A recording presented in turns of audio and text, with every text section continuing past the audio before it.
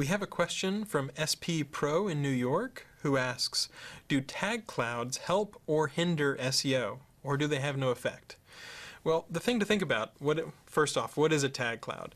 Typically you might have a blog or something like that, and then over here in the right-hand sidebar or over on the left sidebar, you'll see a whole bunch of different tags that have been used to mark the different blog posts. And sometimes the tags are a little bigger if they've been used more, or sometimes they're a little smaller. So what is a tag cloud? Well, typically that's really just a list of links. Now, can tag clouds be overdone?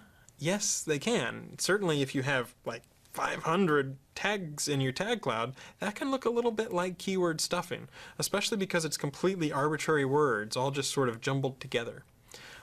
Also, if you have a tag cloud that's completely some weird sort of flash, and they're spinning all around, that can be really fun for users, but I wouldn't necessarily expect that we can always extract those links and be able to flow PageRank through them. But the way to think of a tag cloud is really, it's a list of links. And so that can be good, or it can be good or bad for your site. If you overdo it, for example, the keyword stuffing, then maybe we don't trust those links as much, or it could impact the ranking of your page.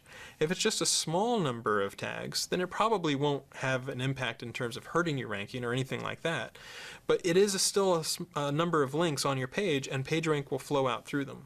So if you'd rather have PageRank flow out throughout your site, you might want to have your PageRank flowing to your individual blog posts rather than things tagged as SEO or things tagged as Google or whatever. So if you'll notice, I have category pages on my blog. I tend not to have tag clouds. They were very popular a while ago, but not that many users really seem to notice them or use them that heavily these days.